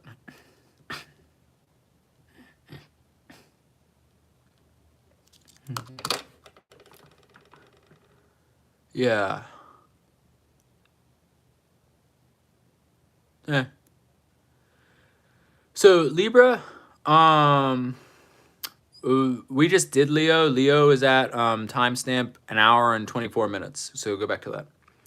Libra is essentially learning that balance doesn't come from saying yes to everyone else's needs, which is what I've been saying. And Virgo South Node is helping them release the urge to essentially perfect others.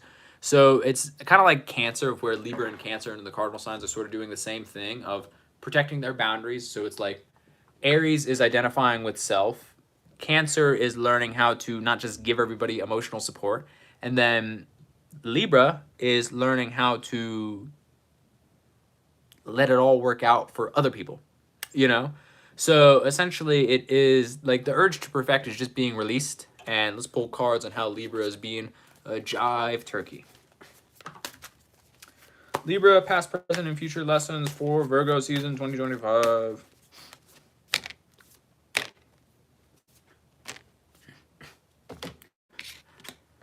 So essentially what Libra is dealing with is the fall into my arms card, which is surrender, holding on to the opposites, extremes of life. And then we have the I Remember card, which is remembering their soul plan. And then we have the perspective card, right? So essentially what it is learning how to protect their energy, remember where diplomacy should be applied, and then having the perspective of if they weren't there, then what would happen? And the answer is the universe has got their back, so it would probably all work out, right? So it's understanding how to be precise with their energy, of understanding the difference between where their gift is or where their, 1 second, the timestamp for Taurus is 1 hour and 4 minutes. So when it comes to Libra, it's understanding the discernment of sometimes God sends you to solve problems. Okay. Is it all the time? No, it's not. Yeah. So yeah, there's that. And that's really pretty much it. The fancy, like, you know, get your ego involved aspect of it is you have a divine energy that needs to be protected and you should only use it in the most decisive situations, you know?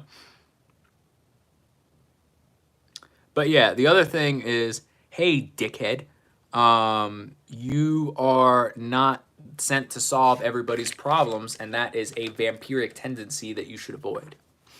Because it's more about you than it is about helping them, and that is an energetic drain for that's like the most like covert narcissism vampire energy ever that Libras don't know they do because they're being reliant and drawing a lot of energy from their own gifts, you know?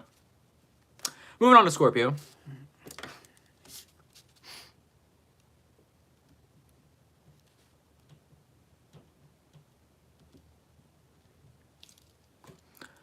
Yeah, you know, it's something to do. So Scorpio is they're kind of dealing with the Phoenix rising. So it's like with the South Node clearing their old habits that kept them in survival mode. This season is inviting them into strategy, not repetition. Mars is moving into their sign at the end of Virgo season, and it only amplifies this, right? So for Scorpio, it's like towards the tail end, they have a lot of karmic clearing, but before that, they have a lot of karmic identifying. So it's kind of like Scorpio needs to, you know, it's just like, hey, man, stop being that wallflower that, like, is just farting around trying to be cooler than everybody, you know? Like, that's what that's what Scorpio does most of the time, and like it's cool. It attracts a lot of attention, but is it necessarily healthy and aligned with you? No. So with that being said, it is an opportunity for Scorpio to evolve, grow, be in a space that is abundant. But like when it comes back to the energy of what they should do, it's like, hey man, it's like you have a lot of skills that you use just to kind of build aura, as the kids say, an aura farm. So use it at some point. All the energy you collect will not be for naught.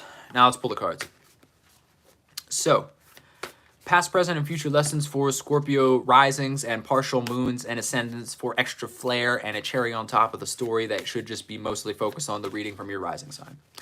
Past, present, and future lessons for Virgo season 2025 for Scorpios. Past, present, future. So, what the... How does this keep happening? I swore I shuffled these. Yo, I got the same cards from the last reading again. Did I? No, this is the same reading as Virgo, I think. Well, that's just odd. I don't know why these cards keep popping out. I guess these are just the general cards for the reading of Virgo season in general. So it's kind of like, hey man, you've been fucking up. Remember what you incarnated for. That's how I see it. But let's read. Okay, so past, present, and future lessons for Scorpios and Virgo season 2025. Past, present, future. Yeah, they've been popping up. Ah, here we go. So we got the cosmic heart for the past lesson of Scorpio. It says devotion, potency, make your life a moving prayer. How I see that is like, hey man, all that aura you've been farming, you could oh, I don't know, use it with an intention.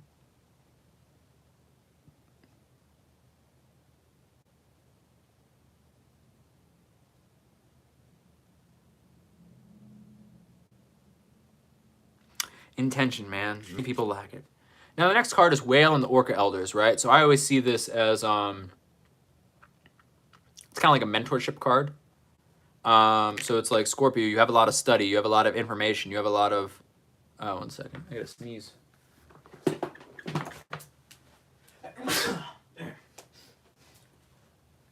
Sorry, I don't know if you guys know the trick where it's like you stare at the sun and it helps you sneeze. But anyways, the future lesson for Scorpio is the Star Keeper, cosmic ancestors, see the light by staying grounded. So for Scorpio, it is, you all got hella energy, you should use it towards something. You all got hella wisdom from attracting all these people and observing. And then you have, just by being an energetic marker for people, you have a lot of energy and intention that you should be utilizing for just getting information from spirit guides and having like clairvoyant, clairsentient moments where ancestors support you in some way, shape, or form, you know? So it's like, the Scorpios just have a lot of powers that they're not using for the good of the collective, and they totally should be. That's pretty much it. Where it's just like, hey man, stop receding into yourself. Grow up and be as valuable as you think, you know? Yeah, get out of my room, Mom. All right, moving on to Sagittarius. If anybody has any questions about the readings I've already done, I'm going in order from Aries through now I'm on Sagittarius. So if you have any questions or you want your reading and your sign done, just let me know and I'll tell you the timestamp. Okay, Sagittarius.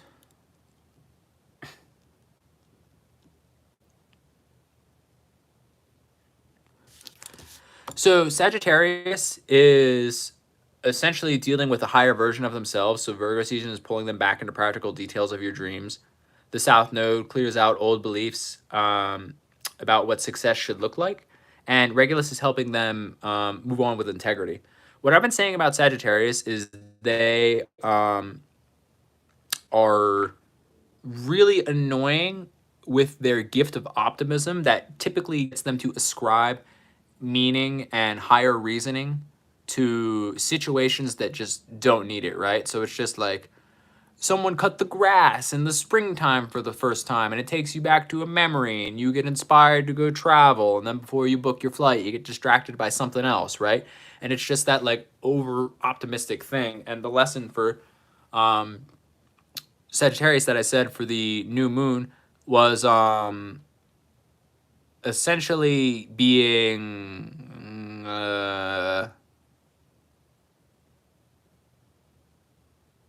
whatchamacallit? It's essentially like them learning how to ascribe their creation and their seed to Like basically their seeds will not grow unless someone else like gets attracted to the other meanings of it. It gets attracted to the other energies of it. It gets attracted to the other whatchamacalls it of it.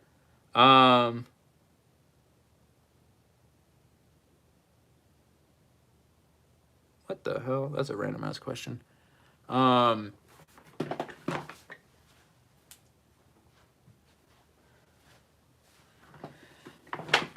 Whatchamacall it? But yeah, it's basically like, yeah, thank you guys. Whatchamacall it? Yo, what? Sorry, I just like opened my text and I was really confused. Yo, what? Oh, yeah, that's funny. The San Francisco company. But anyways, back to never forget. Never forget. Jet fuel can't melt steel beams. I'm sorry, but back to Sagittarius. What I was saying is that Sagittarius is essentially learning that like their optimism and their energy around just the potential just having optimism around things, it like they should start using the testing factor of if other people get interested in it. Essentially what they have is that like that's how they know that this is something they should stick to, you know, because it's just like they just be like, you know, they just be getting too hyped about things and then they don't follow through on it, and then it's just like, hey man, if you're sharing the gift of optimism with yourself, share it with other people, and if it sticks, that's something you know you should go towards, right? So pulling the cards past, present, future lessons for Sagittarius is in Virgo season 2025. Past, present, future. The timestamp for Gemini is 1 hour and 9 minutes.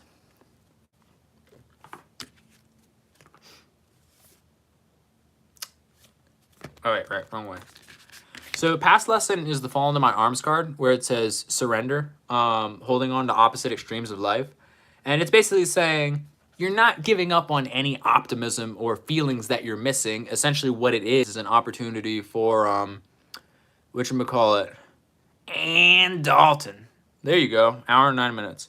So Sagittarius is dealing with the energy of like, they're not losing any optimism or any excitement if they, essentially, whatchamacallit, if they essentially like, I'm sorry, I'm caught up. I just got the weirdest text. But yeah, it's basically just like holding on to the opposite extremes of life and recognizing that like you will not lose any optimism or any Sagian excitement by, you know, following through and sharing it with others. You know, that's pretty much it.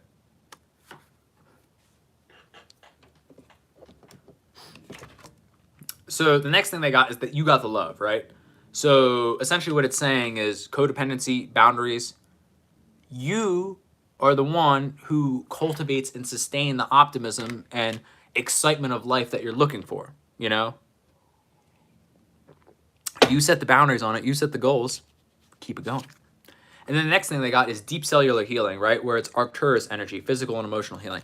And that's the future lesson that I was talking about that is hugely important for Sagittarius. Because Sagittarius sharing that with others will be a phenomenal, like it'll be way more healing than a Cancer. It'll be way more healing than a Pisces.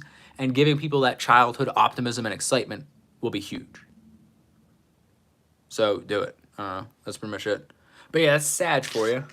Moving on to Capricorn. Wow, I really got distracted.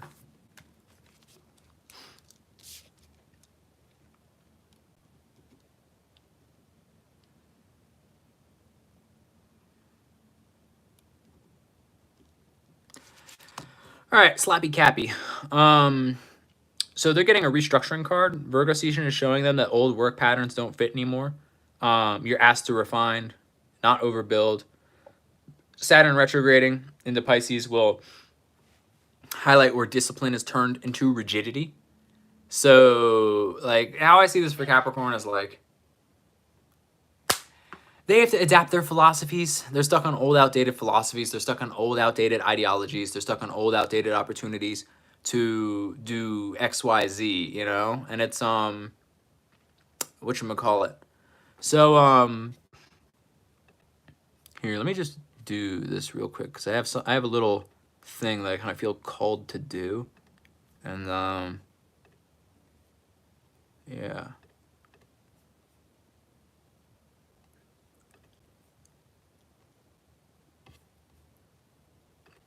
But yeah, I mean, it's real simple for Capricorn. Capricorn is a, they're like, you know, they're just fucking around. Like, they're just being like, I don't know. It's like Capricorn is supposed to be the one that is infinitely adaptable to the plan, that actually creates a plan and sticks through it and says, you know, I don't care how many steps it takes. I don't care how long it takes. We're going to get there. But it's like it's like that old ideology I was talking about, where it was like, if I build it, they will come, you know? And it's just like, no, Capricorn, the world moves so fast right now that the only skill you need is storytelling and marketing, and technology can build everything you want, you know? So let's pull the lessons of what they gotta learn. Past, present, and future lessons for Capricorn risings during Virgo season. Let's get on.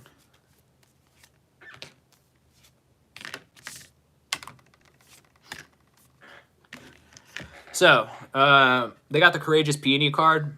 You got the hope, you got the drive, you can build it. You have all the skills, you just need to let yourself be seen. The current lesson is the Great Severin card, so it's like they got something they got to cut off, which is the Mars energy, anger, conflict, softening to love, right? So it's adapting to the potential of you growing and being a person that can, you know, evolve themselves in such a way that is, yeah. Oh yeah, Beans, post the link to the school. What I felt called to do is, like, if your friends are interested in my little app community, where people who are super hype in astrology and want to learn themselves and they want to try it out and experience, say, maybe like our group calls or all the courses I have, I just turned back on the free trial. So if you want a 7-day free trial to test it out, I'll keep that live for a couple days and maybe the duration of the new moon. So definitely join and check it out. But yeah, anyways, back to Capricorn. Yeah. Basically, it's like what they got to do is what I just said, of where they have to separate themselves. They stay courageous, stay super powerful to create, separate themselves from their old ideologies of how things, of how things be. They don't have to stick to their old philosophy, and then move on, because once you release your old philosophy, you'll create space for a new awakening and a new creation. So yeah, do that. It's really, I don't know, it's really simple. It's just stop being so rigid and move on with your life. Now, Aquarius.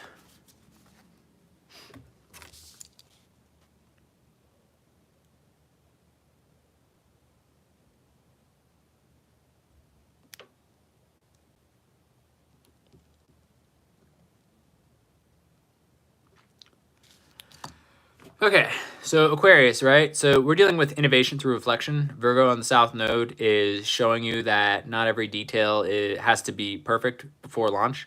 Trust the bigger picture and clean it up as you go, right? Basically, what I've been saying about Aquarius is with Pluto moving there, everybody is shifted into a very Aquarian view of taking power and control over just every aspect of life. So basically what Aquarius is shifting to is learning how to front run all of that energy, learning how to front run all of that experience, learning how to front run all of that intention. And essentially what they have to do is they have to grow. They have to front run that. They have to create new methods around managing social society and perspective and blah, blah, blah, blah, whatever it is they do. It's like a slower, more precise, it's like a scorpionic version of Gemini, if that makes any sense. So yeah. But yeah, I mean, that's pretty much the vibe with that. So anyways, let's just pull that little reading and recognize that, like, just because yeah, Aquarius, we'll just get it in the reading. So past, present, and future lessons for Aquarius during Virgo season 2025.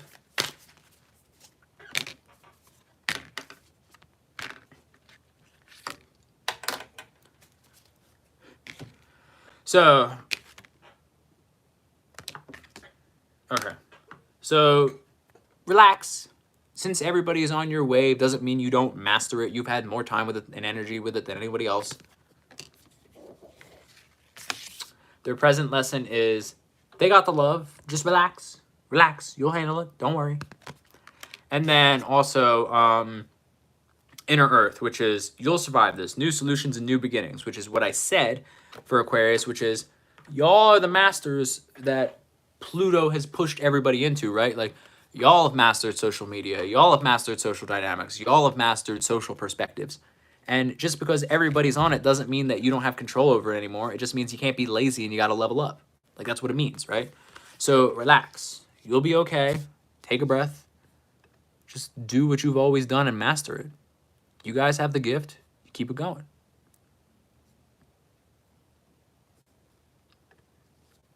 I mean, that's really pretty much it for Aquarius. Now, Pisces in the final one, and then I'll just hang out with you guys and take like a pee break or something. Okay. Pisces.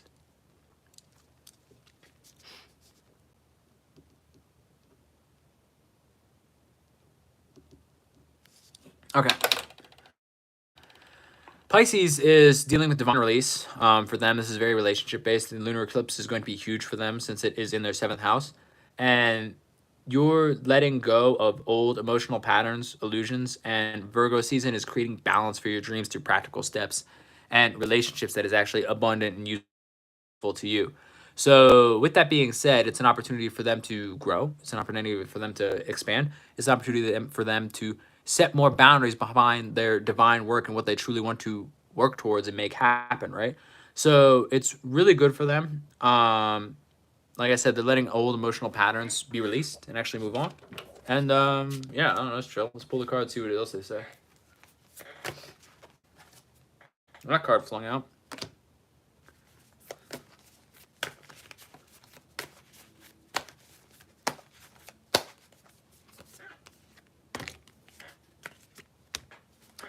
So the card that flung out for Pisces is star bathing. So it's understanding what relationships activate them and what relationships don't in terms of intuition and whatever goal or divine nonsense they're working towards, and creating an understanding that is powerful and abundant for them.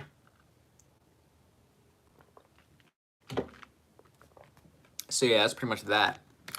Now, their present lesson is Breath of the Cosmos, My Will to Thee, Micromanaging the Universe. So, they micromanage by trying to maintain every relationship that may not be for them. And yeah, they gotta grow up and not do that. So yeah. Now, the future card they have is big picture thinking, right? Pleiades energy, visionary, inspired ideas. Combining all of this together is a pretty huge opportunity for Pisces to recognize who inspires them, who they need to release, and then how saving all that energy can push them towards a greater opportunity, a greater essence, a greater being, and a greater excitement to move forward in such a way that they can carry the spiritual direction of our world forward, right? Because North Node and Pisces, everybody's growing towards Pisces, faith, intuition, blah, all that stuff, right? So it's pretty cool. Pisces is moving forward. Pisces is moving in that way. Pisces is a powerful being, and they should trust themselves and actually move towards something that is abundant and useful for them. So yeah, that's pretty much the reading. Anybody have any questions or signs they want to double check and miss? Essentially what we got going on is just hanging out, talking about the energies. And then what I'm also doing for the Virgo New Moon and Virgo season is I am offering a free trial to my app, which is a community and course platform. So if you feel like you like this stuff and you want to actually be in a space where people who also like this stuff are talking about it and pursuing ideas and pushing different theories and also showing their manifestation receipts of how they actually made things that they want come to life with essence of knowledge and learning like these, click the link below. Beans is going to post it. It'll be the next link for the Alchemist Laboratory, which is my own app and community platform where people into astrology and stuff like this can really experience it. So yeah, click that link right there, and you can actually learn and join the group and hang out with people.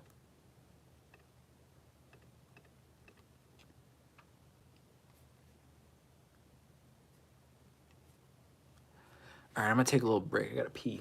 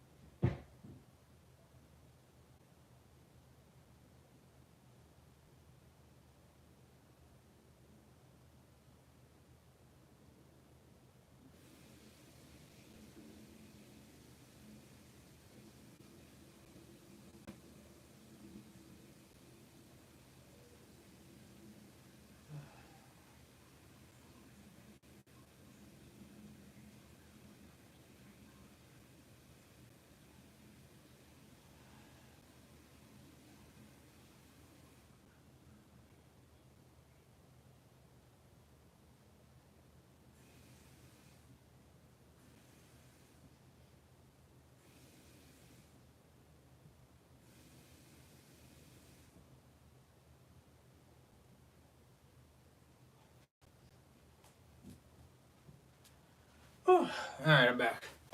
We have any questions? Nope. All right.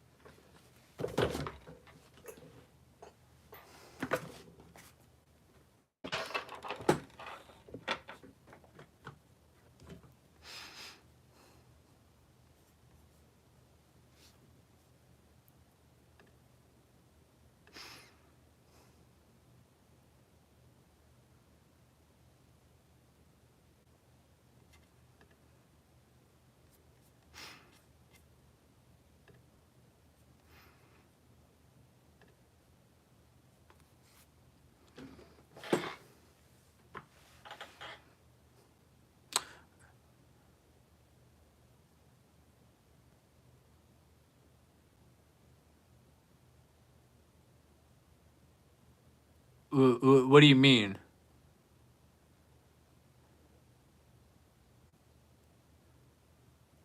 Yeah, what Bean said.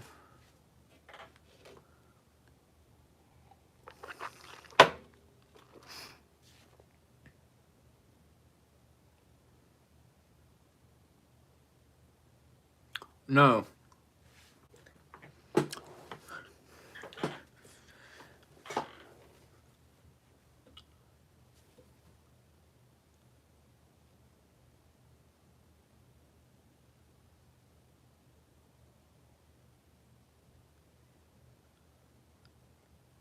I don't know your signs.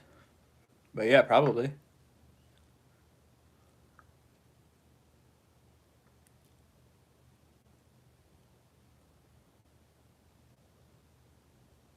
Scorpio was an hour 39.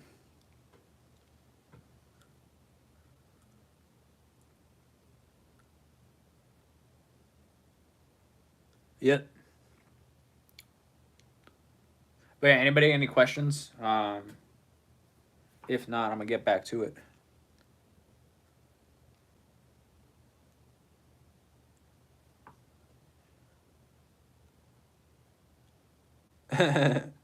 Yeah. The Virgo reading was at hour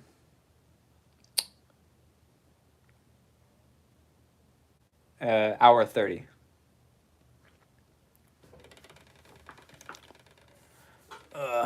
Mommy.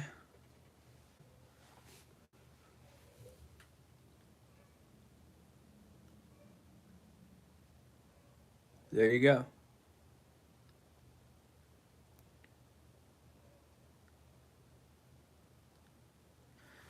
All right, guys. That's going to be it for me.